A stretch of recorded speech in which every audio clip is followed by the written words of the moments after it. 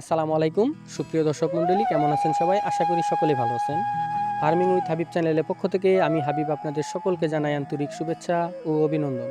বরাবরের মতন চলে আসলাম নতুন একটি ভিডিও নিয়ে। আজকের ভিডিও টপিক হচ্ছে লাউ চাষ সম্পর্কে। লাউ কিন্তু অনেকেই পছন্দ করে, লাউ একটি পছন্দের খাবার। আর এই লাউ কীভাবে আপনারা চাষাবাদ করবেন সেই সকল তথ্যগুলোই কিন্তু নিয়ে আজকের এই প্রতিবেদন।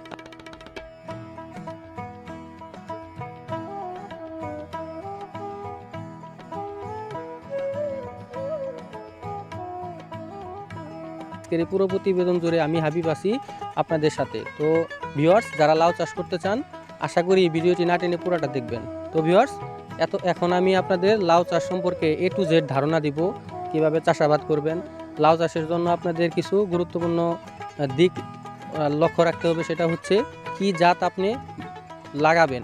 বিশেষ করে অনেক জাত রয়েছে যেগুলোতে ফলন কম, যেগুলোতে ফলন বেশি। বিশেষ করে হাইব্রিড জাতের লাউ, যেমন সূর্যের হাসি লাউ, তারপরে আপনার লাল তীরের ডায়না। তো এই সকল লাউগুলো যদি আপনারা চাষাবাদ করেন তাহলে বেশি ফলন পাবেন এবং কি কৃষক অতি দ্রুত লাভবান হবে। তো ভিউয়ার্স, সেই জন্য আজকে তরুণ উদ্যোক্তা বাহাদুর ভাইয়ের সাথে আলোচনা করে আপনাদের তথ্য দেব। উনি কিভাবে লাউ চাষের পেশায় নিযুক্ত হয়েছেন এবং কি কত বছর যাবত এখানে রয়েছেন। তো ওনার মুখ থেকে শুনবো আজকে ওনার এই সফলতার গল্প। তো ভিউয়ার্স, চলেন ওনার মুখ থেকে শোনা যাক। আসসালামু আলাইকুম বাহাদুর ভাই। ওয়ালাইকুম আসসালাম। কেমন আছেন ভাই? আলহামদুলিল্লাহ ভালো। আপনি ভালো আছেন? জি আলহামদুলিল্লাহ। ভাই, আপনার এখানে কত বিঘা জমিতে আপনি লাউয়ের বাগান দিয়েছেন? আমার ভাই আছে ২ একর জায়গা জমি লাউ চাষ আছে। ১ একর সমান সমান ১০০%। তো ২০০% জমিতে আপনি লাউয়ের বাগান দিয়েছেন। তো লাউয়ের বাগানে লাউ চাষে কি আপনি প্রথম নাকি এর আগেও অনেকবার চাষাবাদ করেছেন? না, আমি লাউয়ের আবাদ ৩ বছর। ৩ বছর। হ্যাঁ, ৩ বছর। তো এই ৩ বছরের মধ্যে কোন জাতের লাউ চাষ করে আপনি বেশি লাভবান হয়েছেন খরচ বাদ দিয়ে?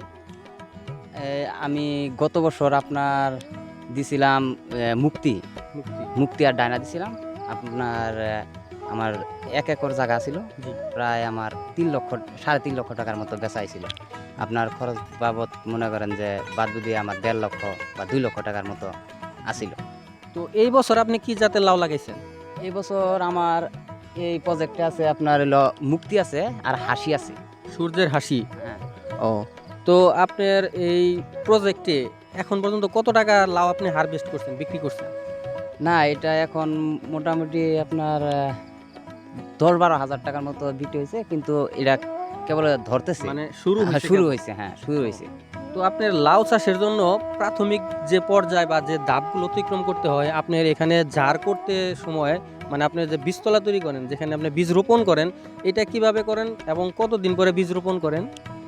এটা আপনার প্রথমে জমি হাল চাষ করা লাগবো। হুম।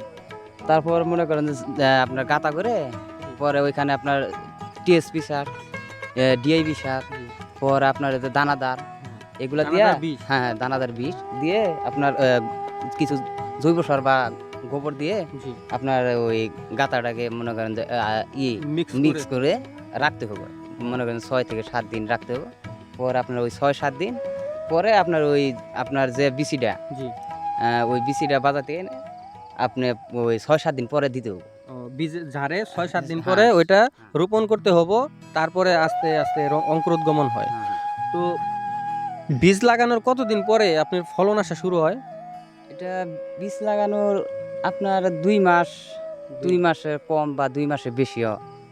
২ এটা- মাসের বেশি সময় লাগে। হ্যাঁ। তো আপনার লাউ চাষই করেন নাকি আরো অন্য অন্য সবজি চাষাবাদ না, করেন?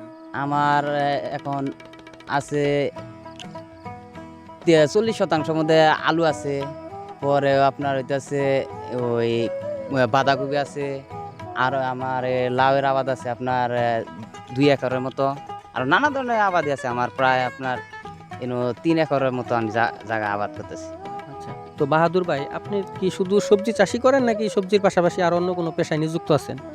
না, আমি মনে করেন যে লেখাপড়া করতাম। এখন মনে করেন যে লেখাপড়া আগে চাকরি-বাকরি হয় নাই।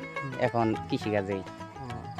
তো আপনার এই কৃষিকাজ নিয়ে ভবিষ্যৎ মানে পরিকল্পনা কি? আপনি কি এটাই করবেন নাকি আরো অন্য কোনো কিছু করার চিন্তা ভাবনা আছে? না, মাঝে মাঝে চাকরির জন্য চেষ্টা করি। এখন এটাও করতেছি। যদি চাকরি-বাকরি হয়ে যায় তা এটা করার নেই। তো বাহাদুর ভাই, আপনি অনেক গুরুত্বপূর্ণ ধারণা দিলেন লাউ কিভাবে চাষাবাদ করতে হয়, কি জাতের বীজ লাগালে আপনার ফলন বেশি পাওয়া যায়। আরেকটা বিষয় হচ্ছে লাউ গাছের যে জালি মরে অনেক সময় বা গাছ স্ট্রোক করে মারা যায় সুস্থ গাছ, তো এটা কি জন্য মারা যায় আর এর জন্য আপনি কি কি ওষুধ ব্যবহার করেন?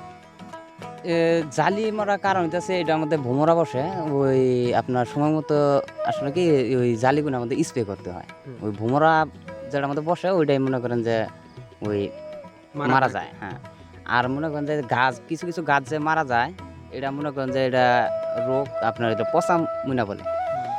এটা মনে করেন যে ওই স্প্রে করা লাগে, আপনার কিছু কিছু বিষ আছে তো স্প্রে করা লাগে। হ্যাঁ, হ্যাঁ।